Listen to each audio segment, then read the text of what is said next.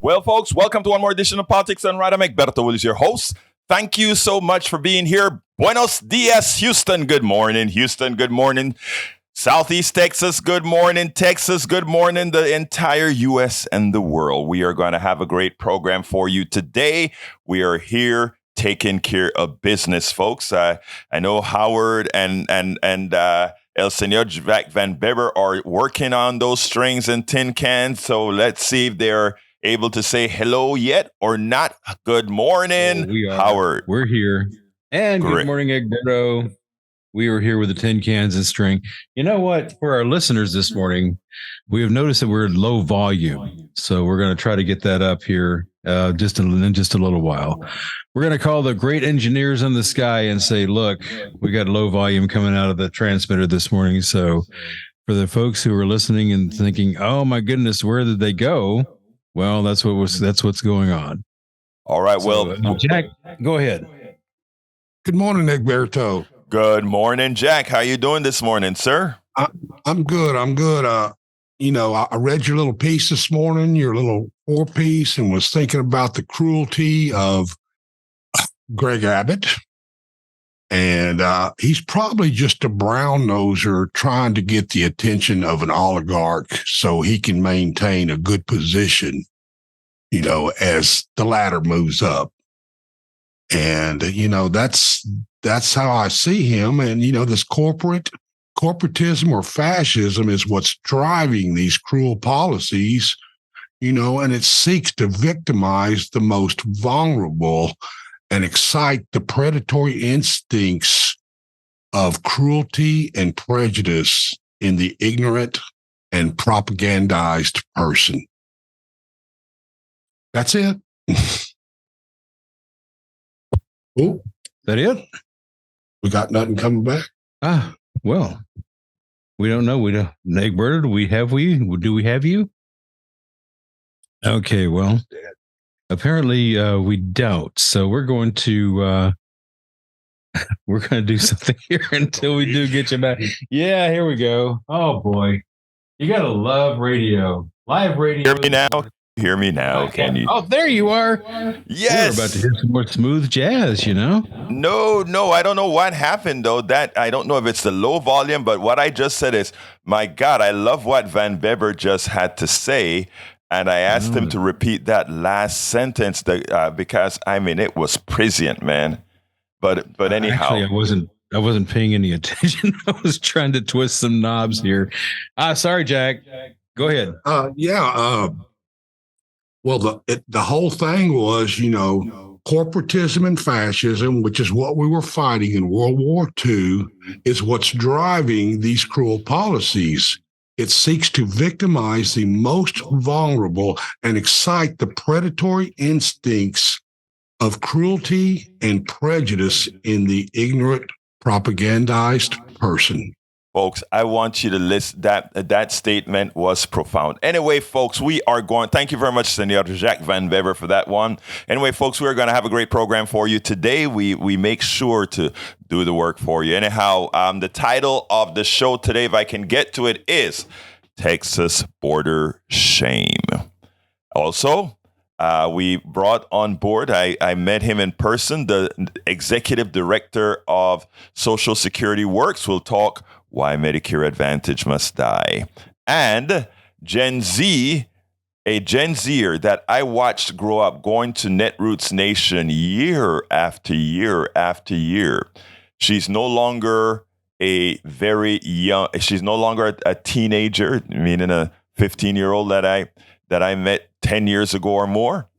She's now a college graduate. She's a counselor and everybody. And I wanted her to have a word as far that the youth can hear that says, why am I here at a convention, a political convention that's trying to give solutions? Listening to young ladies like her, young people like her, gives me hope. I don't like the word hope, but in this case, I have great hope in those who follow us. And you know what? I think those who follow us are going to do just fine. Anyhow, folks, so those are 3 topics. A shameful Governor Abbott and his cabal take cruelty to another level. Here is why Medicare Advantage must die. And Gen Zs like Ali Thome gives me hope. All right. Before I get started, I want to remind you that you can get to us simply by going to 90.1 FM Houston, but you can also download the TuneIn program on either your Android store or your Apple store and search for KPFT. And guess what? You can listen to us on air, or rather on your phone from the TuneIn app. Alternatively, you can go to kpft.org. Again, that is kpft.org, and click on that listen button. You can hear us on the internet, or you can watch us. Yes, you can watch us at Facebook.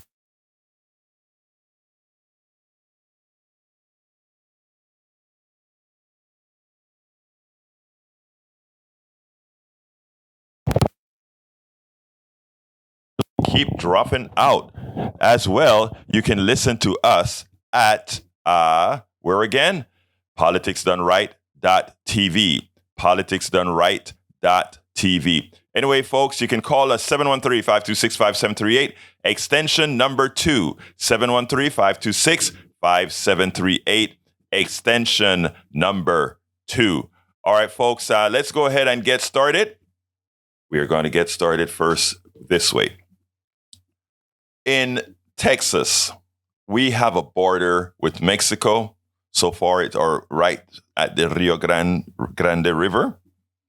And of course, we have a very long border going to Arizona, New Mexico, and California. Our history tells us that this was land. Again, Mexico came all the way out here. So we actually engulfed Mexico. And a lot of the people have shared not the continent, not the national borders, the country's borders, the nation's borders, but there are other familial borders, and there's always been migration across here. It behooves me why a people that came over here from another land and did things to those in this land can be so cruel at the border. It behooves me. But anyway, let me just go ahead and point out what's happening right now. Exclusive. This was from the Houston Chronicle. Texas troopers told to push children into the Rio Grande, deny water to migrants, records say. And it says, officers working for Governor Greg Abbott. And who is Governor Greg Abbott? That great conservative Christian who loves people, who says he can do no wrong, who, in as much as he got hurt from a fallen tree in a wheelchair and made a killing as he sued that organization that he held liable, decided that anybody else after Greg Abbott who may have gotten hurt will not have the same options he had for recompense for a suit. This is a Greg Abbott. So Greg Abbott's evil didn't start with just those brown people coming over from the border. It didn't start there. Greg Abbott isn't just evil to people who don't look like him, in as much as he's married to someone who doesn't look like him. That's why when people say, I have a friend, I have a friend like this or I have a friend like that, it means nothing. What it means is, how do you treat others? What it means is, how do you love others? Well, Greg Abbott never loved anybody, because Greg Abbott, I'm off the border subject for a while here. Greg Abbott denied Texans who get hurt the same kind of financial benefits that he got when he got hurt, that he fought for when he got hurt. That's the type of person we're talking about. Greg Abbott is the one who looked at the $30 billion surplus that Texas had. And knowing that we have a failed education system, never thought twice about saying, you know what, let's go ahead and start, now that we have this windfall, use it responsibly to fix school, hire teachers, make that institution where our kids spend at least 33% of their time. our most important resource, spend most of their time, a lot of their time. Let's fix that and make it humane. Let's fix it and make it work for them. Instead of having out of state people educated coming into state and taking the higher price jobs. He doesn't care enough. Well, if he doesn't care about these, our great, beautiful Texans, can he really care about those people coming over the border? No. Well, continuing. Officers working for Greg Abbott's border security initiative have been ordered to push small children and nursing babies back into the Rio Grande and have been told not to give water to asylum seekers, even in extreme heat, according to an email from a Department of Public Safety trooper who described the actions as inhumane. The July 3rd account reviewed by Hearst newspapers discloses several previously unreported incidents the trooper witnessed in Eagle Pass, where the state of Texas has strung miles of razor wire and deployed a wall of buoys in the Rio Grande. Think about that. We don't want them here. And if they decide to try to come over, we have wires under the water. Some of them not over the water line. You try to get in here, we're going to slice your flesh. You're going to bleed into that Rio Grande. You're going to bleed. According to the email, a pregnant woman having a miscarriage was found late last month caught in the wire, double over in pain. A 4-year-old girl passed out from heat exhaustion after she tried to go through it and was pushed back by Texas National Guard soldiers. A teenager broke his leg trying to navigate the water around the wire and had to be carried by his father. The email, which the trooper sent to superiors, suggests that Texas has set traps of razor wire wrapped barrels in parts of the river with higher water and low visibility. And it says the wire has increased the risk of drowning by forcing migrants into deeper stretches of the river. Die, folks, die. You're not even human. We don't care. That from the group whose original sin was already these guys. The trooper called for a series of rigorous policy changes to improve safety for migrants, including removing the barrels and revoking the directive on withholding water. In other words, they have a rule. You got to give these folks water. You've got to be humane. You got to think of them as human beings. Due to the extreme heat, the order or not give people water needs to be immediately reversed as well, the trooper wrote later, adding, I believe we have stepped over the line into the inhumane. You think? Do you think? Again, people like DeSantis, but here's a bigger question. I have to ask my brothers and sisters, and I look, I really want the answer. I honestly want the answer to anyone who can call in and tell me the answer.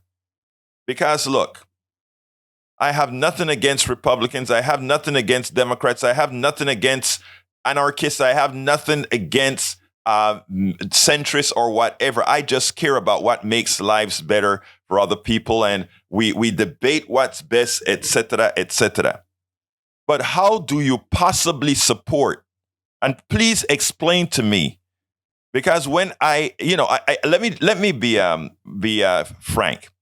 I wasn't paying a lot of detail to this story on the border. You know, the border is a story that I know the Republican leaders have used as a catalyst to entice people's hate, to rile people's carnality up. I understand that. So for the most part, I've been just listening to it as white noise. In other words, just noise, zzz, that noise. And I haven't been really paying attention to it. But I got a call from Steve Hunter from Utah. And Steve said, hey, man, have you been covering that border thing? Knowing about that? And I'm like, not really, but I kind of heard a little glance on, he's misbehaving again. Abbott is misbehaving again, but I didn't kind of follow it in detail. So I went ahead and started reading, and I said, "Oh my God, how can another human being be this way with other human beings?" And I cut one of the videos that I was going to do today and said, "No, we got to cover this subject." Because I have the question to my Republican brothers and sisters, honestly, and this is not a judgment. This is a wanting a learning experience. How can you not see the inhumanity in DeSantis, Trump, and Abbott? How can you hear them speak about people, talk about people? How can you hear them address women the way they do? A judge yesterday came out and said, while what Trump did to that, the woman that accused him of rape was not called rape in New York because of the definition they gave. He said in any other venue, in any other reality, what Trump did to this woman, the way Trump treated this woman was rape.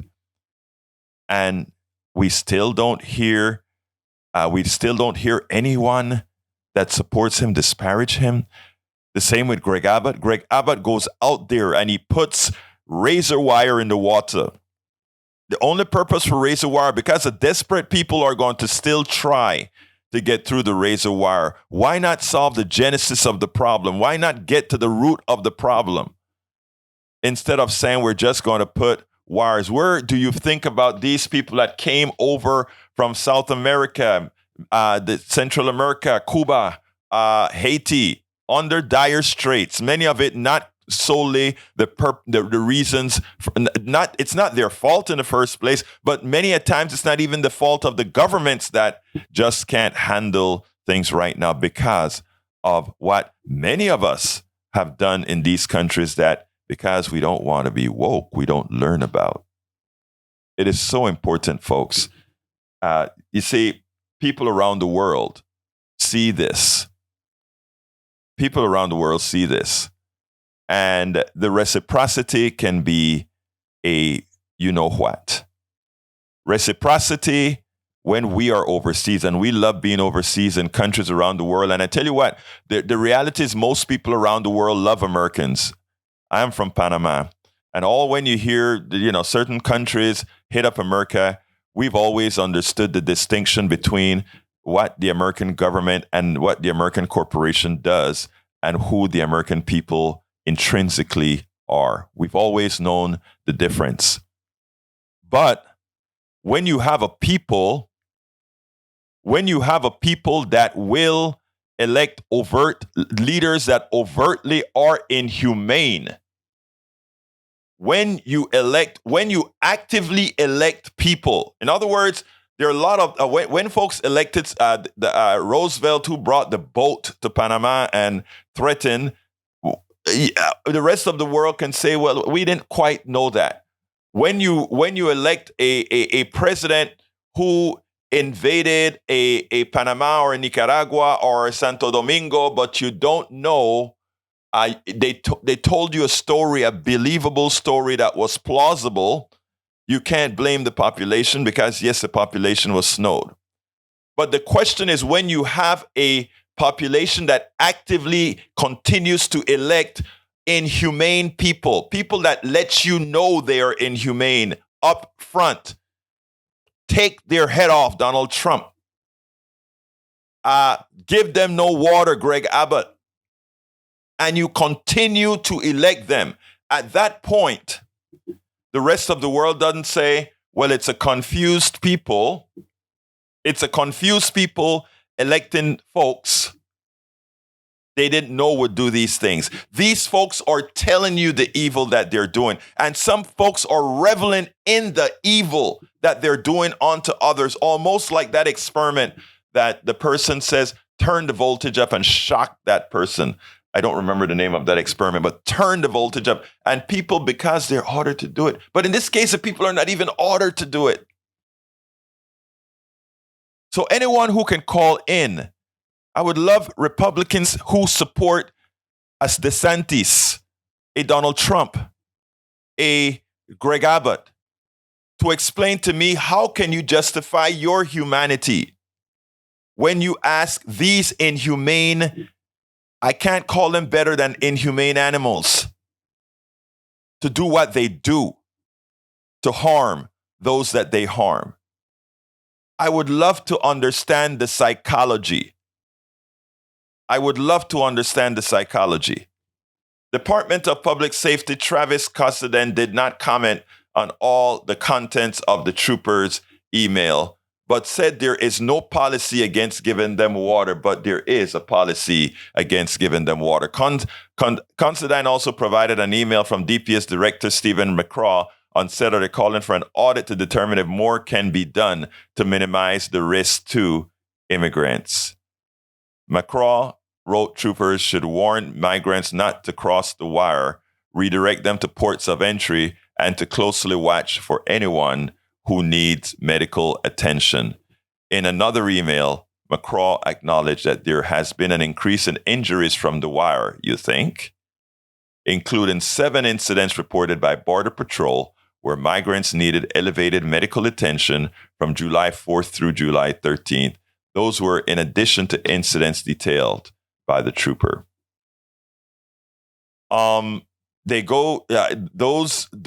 was a time when the moral majority wanted to make believe that they were the morality of our country, that they represented our country. It is in our country's best interest that America's morality is not defined by those who claim to be the moral ones, the ones who have elected all those who continue their immoral deeds. 713-526-5738, extension number 2. You will get on air right away. 713-526-5738. Before I go ahead and play Alex Lawson from Social Security Works, let me jump to the studio to talk to my 2 brothers out there, El Senor Jack Van Beber and Howard Reynolds. Howard, what's your thought about the border? Well, Howard's engaged in trying to get the signal out. We're not really putting out, transmitting right now, and he's working on it. Okay. This is a great topic. I mean, this is a great talk. It goes to the heart of what's going on, and just the cruelty just amazes me that people can be that cruel. I hear you, man. Hey, Jack, is the signal going to the transmitter just low, or is it without a signal right now? It's not even bouncing right now. Oh, okay. I see. Well, folks, I hope folks know to go to the internet and listen on the internet as Howard gets the magic to the transmitter fixed, because that's what it's going to take. But folks, the phones are working, correct? Yes. All right, great. Folks, you can always give us a call on the phone, 713-526-5738. Again, that number is 713-526-5738. Go ahead and give us a call if you have the wherewithal to do so. 713-526-5738. What I'm going to go do now is I'm going to play, before I play the Social Security Works, given that we don't have full signal here, I'm going to play a shorter clip from our friend Ali Thome, and we'll then take it on the other side. Let's go ahead and get that going right this minute. Welcome to Politics Done Right at Netroots Nation 2023. And who do I have the honor to sit with? The one and only Ali Thome. But Ali, I met you when you were a little girl coming with mom and dad to Netroots. And I tell you something, to watch you grow up and become who you've become, it's great. Why don't you tell me about your Netroots and experience from the time you started coming out here? So this is my 10-year anniversary of coming to Netroots. So the first time I came, I was 15. But my parents have been attending Netroots since the very first one. So I think they've both got their 15-year buttons on. Yes. So I grew up so excited for the time when I finally felt like I'd be ready to go and enjoy and have fun. And I just immediately jumped into volunteering because that's what my parents love to do too. But you know what is interesting, Ali?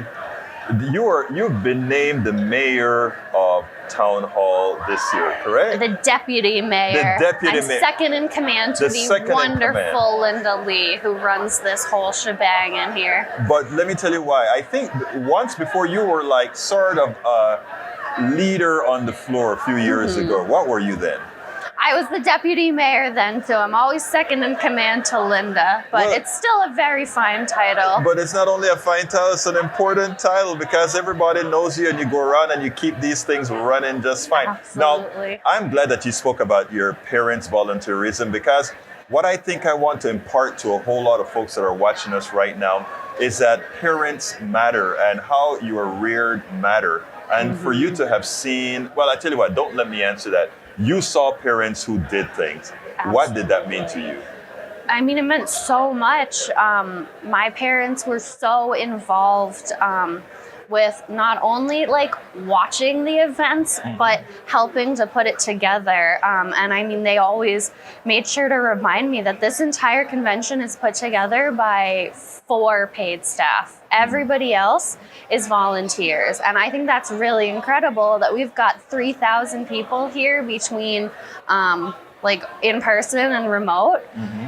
That is incredible, and it's all done with the help, or a lot of it is done with the help of volunteers. And seeing my parents doing it, and not just doing it begrudgingly or doing it because it got them a reduced price ticket, but doing it because they adored doing it, just meant so much to me. Now, what does it also mean for your activism and your political awareness? Because as it turns out, one of the things that we hear a lot about young people your age and your either teens or low 20s or whatever is that they're not engaged into the body politic. And I think by you coming here, you actually see a reason why you must be, why you should be. Absolutely. Go ahead.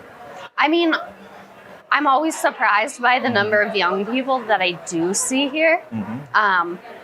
But yeah, I think a lot of people in my generation are either like disillusioned by the political system. They see the like struggles that we've had the past couple of years, the struggles that we have, even though we have like a Democrat in the White House. Yeah. And I think a lot of people my age just struggle to see like, you know, the light on the other side. But I think it's coming to events like this that help me see that light and see that it's not just a small movement of progressive people. It really is. We've got thousands of people here, and it's just so amazing to see the passion, all the people who dedicate their lives to making this a better world to live in, a better country to live in. It gives me the motivation to keep going, to vote, to be involved in like local elections, to get like loved ones involved.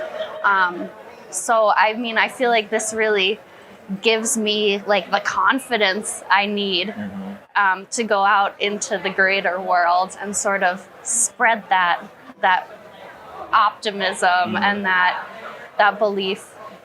And you know, the idea that we can't do this alone. It's a group effort.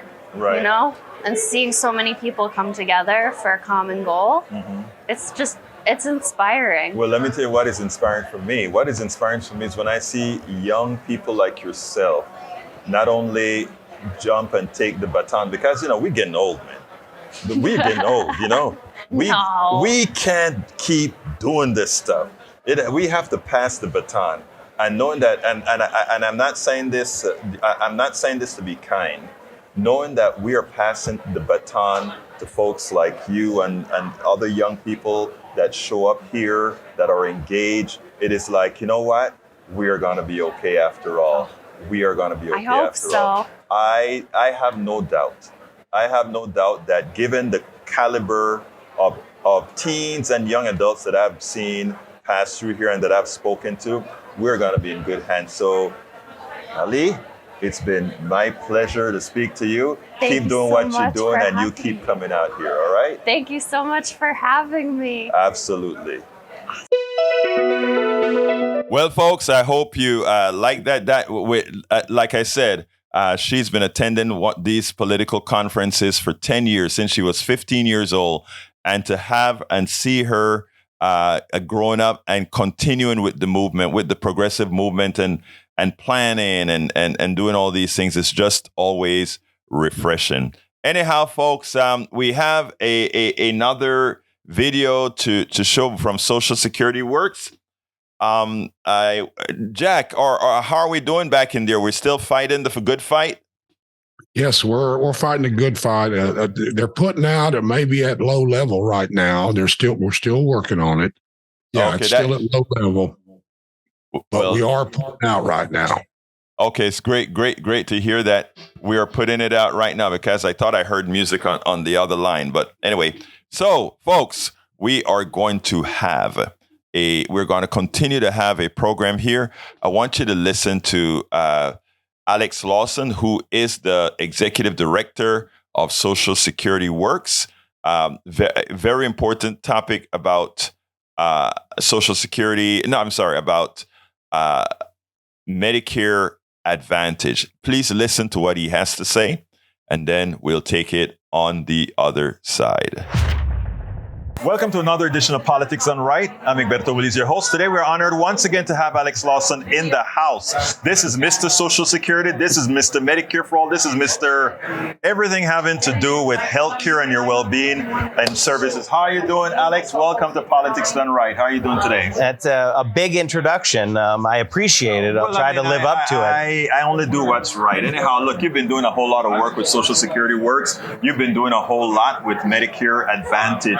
Now, Medicare Advantage, I consider one of the biggest frauds in America. Before I ask you to extensively go into this issue, there was a time in this country where nobody would insure old people because it cost too much. Or if they did, it cost 3 times as much to insure them. The government did what it was supposed to do and insured people at not an affordable cost, at an 80-20, but they could actually do it. Now, the insurance companies, of course, the government, into somehow the private insurance companies coming back into the fold. Now, what I'd like you to do is run with it. It's a great setup. So you actually have a lot more of the story than a lot of people, which doesn't surprise me. But I'm going to just sort of reiterate it. Thank you. Medicare was not created out of like the goodness of somebody's heart or something, right? Like it wasn't like, oh well, we should only allow seniors to have health. It was because insurers, what they do, the only way they can make money is by taking our premiums and denying our care. Exactly. So actuarially, it says in their books that as soon as someone hits the age 65, they have to get rid of them, however they can. Delay their care, deny their care so they die, throw them off your books, don't put them on your books in the first place. Medicare was created because insurance cannot provide health care, private health insurance.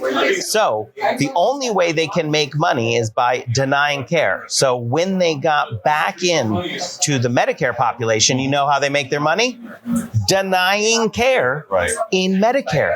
So the problem is that the vast majority of Americans don't know that Medicare Advantage is not Medicare. Right. So when they sign up, they're thinking they're getting Medicare. You know, they get sick or they get hurt, they get the care that they need, no hassle. You know, they're happy to leave corporate insurance behind. And then they find out that Medicare Advantage is literally United Health. Right. They're denying care. They just come up with crazy names for it, right? Instead of saying we're going to delay your care because we want to kill you, they're going to say, oh, you need a prior authorization from your doctor on that, right? Sorry, the doctor is who sent them there in the first place, right? Why? But they're tricky and they have an enormous amount of money. So it doesn't surprise me that the American people are under this illusion that private health insurance might in some way work, right? Because they don't understand the brutal reality that the way they make money is by denying care. And what that means is we work with a bunch of people. We have all these stories. We're collecting them. If your listeners or viewers have stories, send them to us at Social Security Works, socialsecurityworks.org. My email is alawson@socialsecurityworks.org. We're going to be hitting the Hill. We're bringing personal stories to the Hill on July 25th for the anniversary of Medicare, because we want people to know that as long as the corporate insurers are allowed in the Medicare system, they will be hurting and killing people in the Medicare system. I want to just say that again. It's 100% certain that through delays and denials, they will hurt and kill people by preventing them from getting the care they need. What I want to put out here, which is very important, is the following.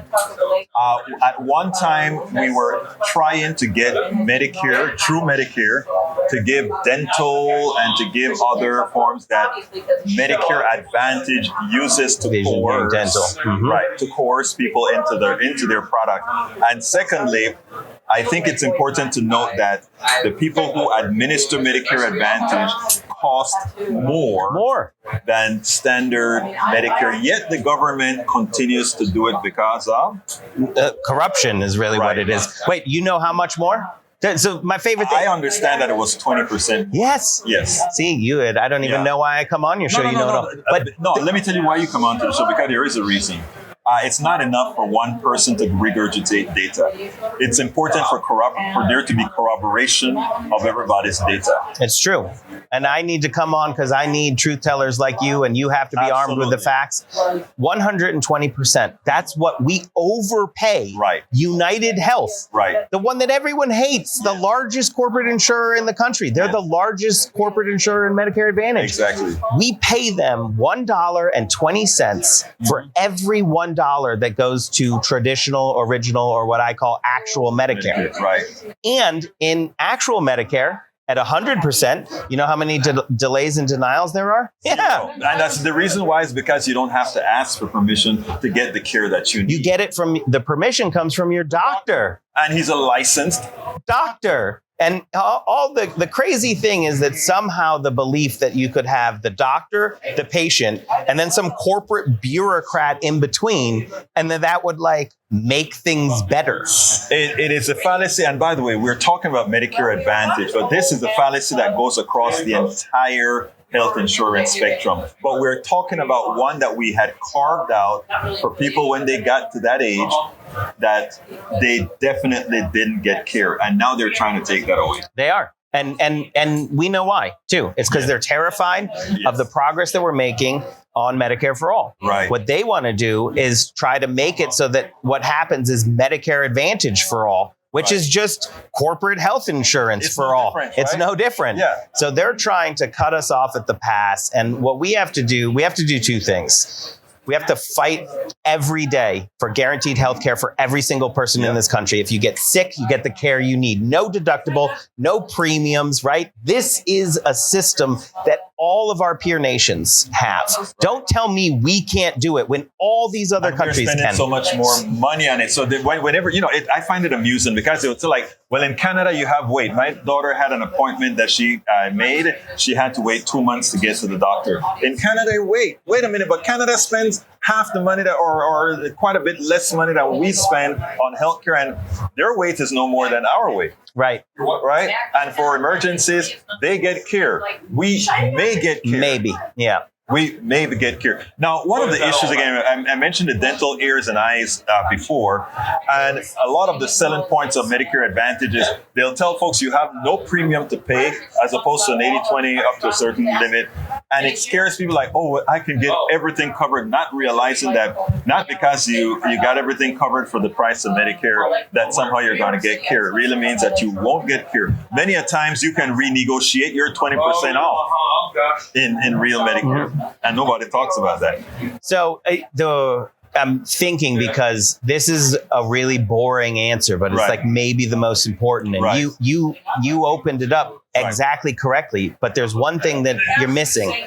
So with that 80-20, Right. what a lot of people have to do is they buy a gap insurance. Right. So they buy another private insurance product that covers that 20%. Right. And the reason is because you could be on the hook. It's an unlimited liability, right? 20% of some $5 million care Is a lot. and it bankrupts them. Right. Right. So that is one of the main selling points that Medicare Advantage uses. Exactly. It's dental vision. Yes, for sure. And they don't even provide real dental or vision. It's a fake. figment of the imagination. Yeah. But the real one that they really push, and so what we need to fix on our side, 80-20. and it's an out-of-pocket cap in traditional Medicare. Right. So there's a bunch of ways we can get there, but what we need to do is equalize that. So we need to fight for Medicare Advantage, but we also need to fight. Medicare for all. I'm sorry. We need to fight for Medicare for all, but we need to fight a rear guard battle against Medicare Advantage, right? So it's at the same time. Exactly. We have to be equalizing the playing field for traditional Medicare. We can't allow Medicare Advantage to continue to rip us off at 120%. Right. And all of this work is critical for that getting to Medicare for all. We have to do them at the same time. Right. So I want to just tell you, and you spread the word, and maybe we can come up with a better way of talking about it. You say 80-20, I like that. But it's that out-of-pocket cap. Actually, the out-of-pocket makes a lot. Actually, it's better. 80-20 is a numerical thing. Americans understand what's my out-of-pocket. So that's a better actually thing to say. And what we could do, obviously, is we could take some of that overpayment, the 120%. Right. Let's bring that down to 100. Let's take that 20. Exactly. Put it into traditional Medicare, add the vision, the hearing, the dental, and the out-of-pocket cap. Exactly. I mean, that's just simple. It is not only simple, but again, you get out of, if we're paying 120% already don't that tell you that we have another 20% buffer to mess with? Right. And it's near 50% conversion already. Right. Crazy. It is. And the good news is, though, I will tell you that we are making progress on the rear guard actions against Medicare Advantage. We have made more significant progress in the last year and a half than I've been doing this for 7 years. I've been walking the halls, ringing the bell, being like, be worried. I remember when you started because it was something that I've always been with when it comes to healthcare because of family history, etc. I always understood the concepts. Yeah, and thank you for it. And you're following it, and I love coming on your show because your audience are awesome. And they should know on July 25th, so for Medicare's birthday, we're going to be coming into DC. We've got over 50 retirees that we're busing in from New York and other places. We're going to be saturating the Hill. And we're going to be telling this story. Right. We have people who have family members that they have lost because United Health has denied them care. Right. We have people who've been harmed, and we're going to walk them around. That is the message we need. I tell you what, when you're doing that, I would love for some of you to be out there doing what we need to do to actually push that all over. Yeah. Because it's important for the senators and the Congress people to understand that this is not just going to be one day up the hill they have to tolerate and then it goes away. It has to be something continuous. Look, Alex, give me a closer.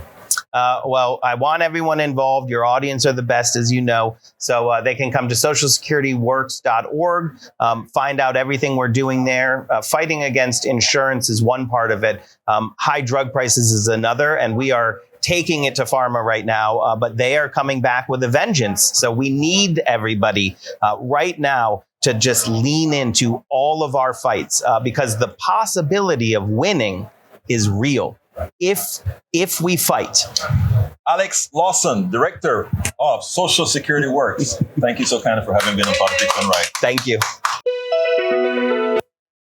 All right, folks. I hope you like that.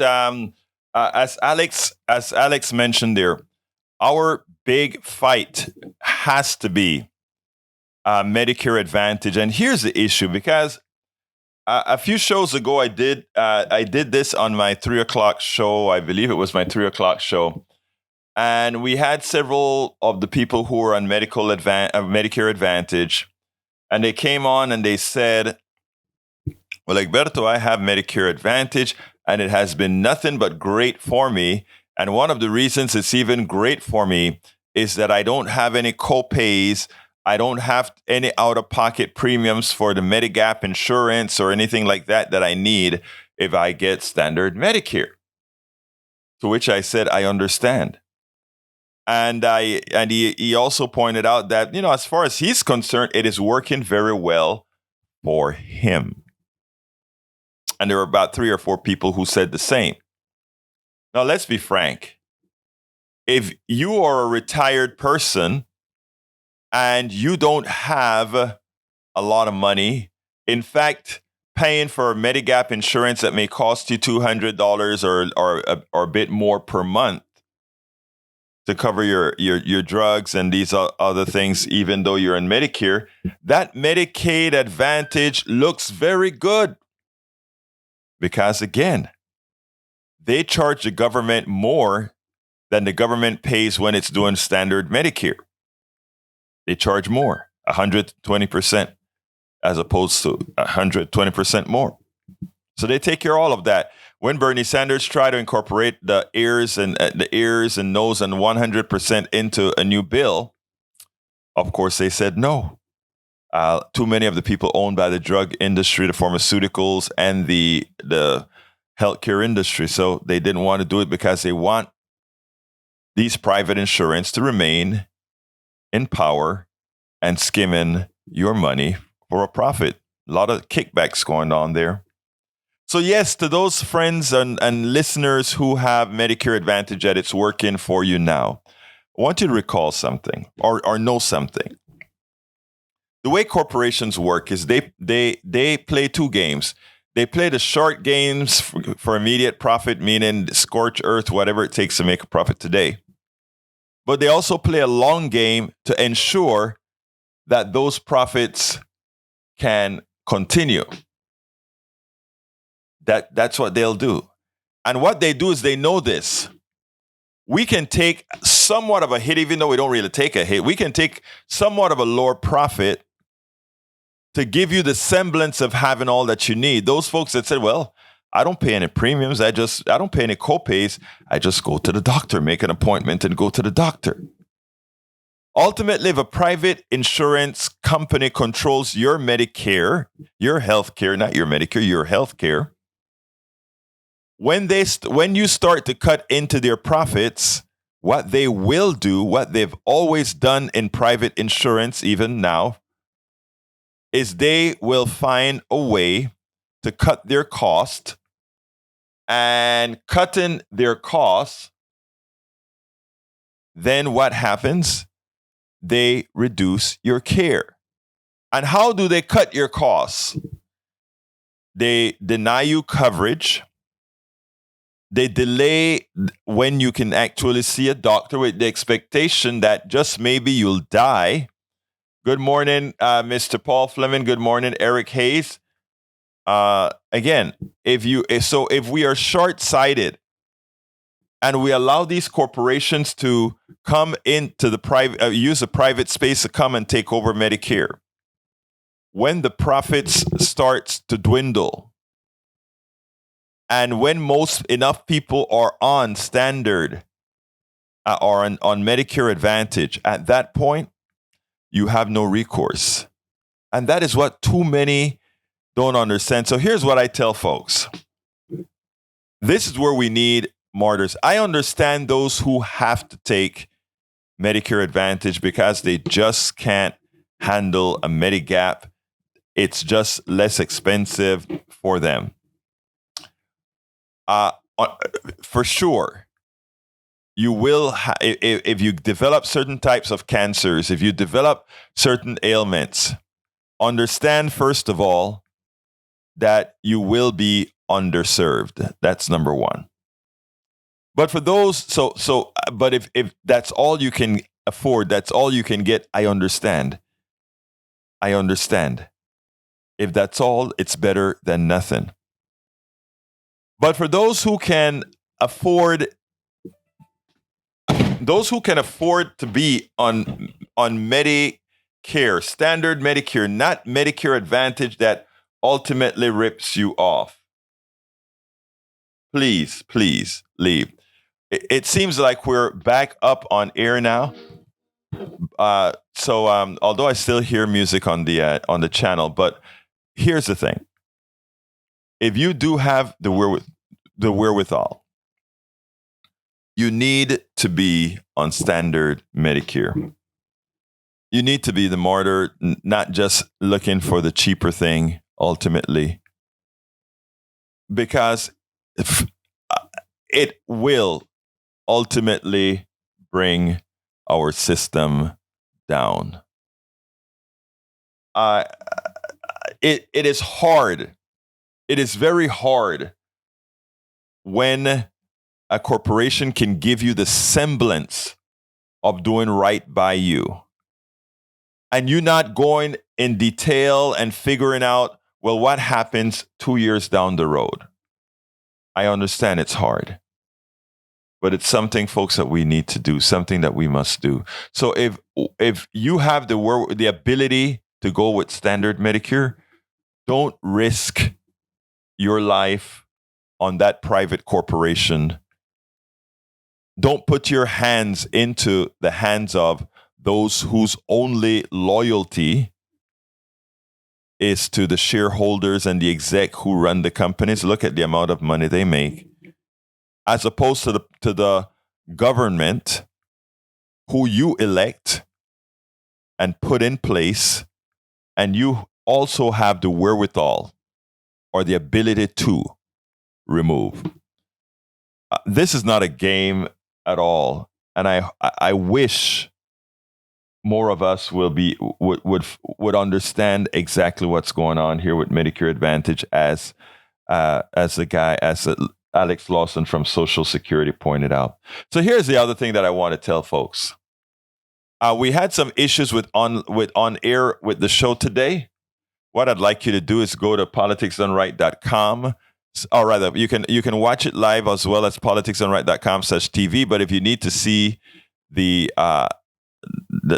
actual show itself, you can go to either facebook.com/KPFT Houston or to watch it again. Go ahead, Brian. Come on in. I think we had something to go over from yesterday. Come on in, Brian.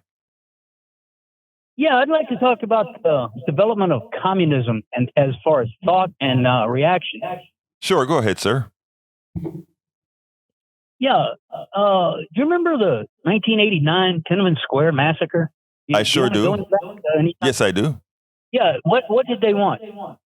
They freedom. Wanted democracy, or did they want? They wanted freedom.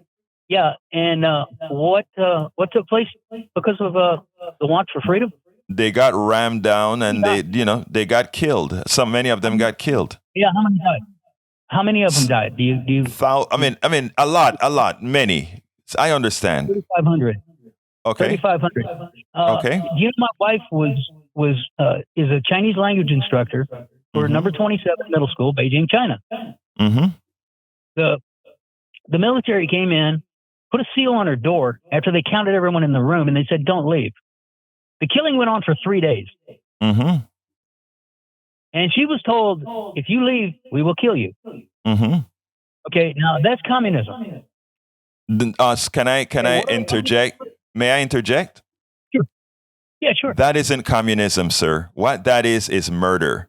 Communism, by definition, and that is where I try to get us to do critical thinking, right? Because let me give another story as well. I can, and this is my story.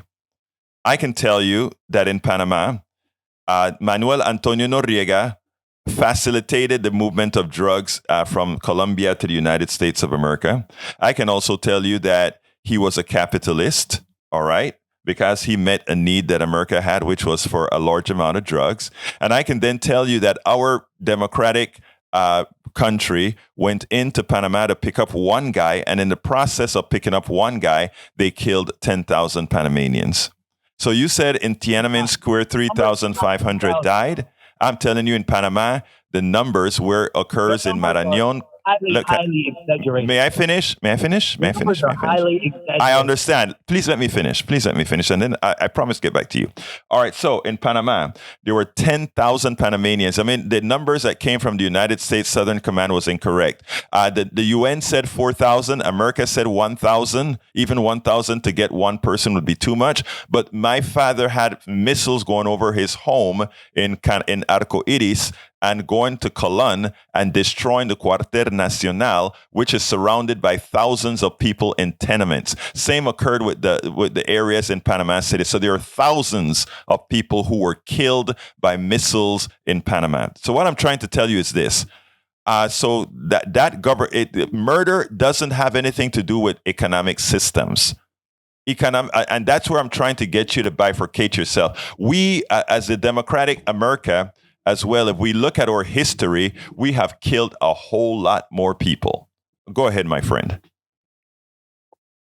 Okay. What is communism doing now in China? Back to the Belt and Road Initiative, right? Yes.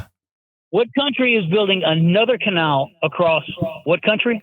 China is going through Nicaragua and using Lago Managua and Lago Nicaragua, of course. But what I'm saying, sir, is you're not making the point. The point is this. Nothing that you said has anything to do with communism. It has everything to do with imperialism, something that we as well practice. And what I'm saying is what I wish we would do as a society is not let the corporate state control our thinking. Because you are correct that all those things that you said were bad, sir. You're rambling. You're rambling. You're repeating a non. No, I'm not. I'm telling you facts, sir, my friend. These are facts, sir. It's not fact.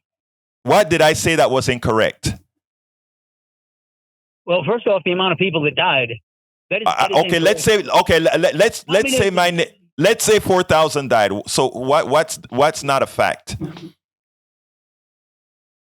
Okay, my original point is communism, not how many people died in. But my friend, your stuff is communism is bad because it kills. I showed you that communism, it's not communism that kills, it's murder. It's Americans went all over the world and they do a lot of killing as well, sir. What's the difference? And China didn't invade Tibet in 1956? Yes, they did. And didn't we invade Panama and Grenada and all these other places as well? Didn't we invade Nagorno-Karabakh, these other places? I mean, what's the difference, sir? There's a big difference. What is it? What was the original cause of the United States going into Panama? Because of one person. One person supposedly He was a drug dealer, correct? And I got to go, sir, but we had problems with the radio. We're going to finish this tomorrow. I promise you that. We're going to finish this tomorrow. I want you to call in. My name is Egberto Willies. This is Politics Done Right. And you know how we finish this, baby. I am what? Out.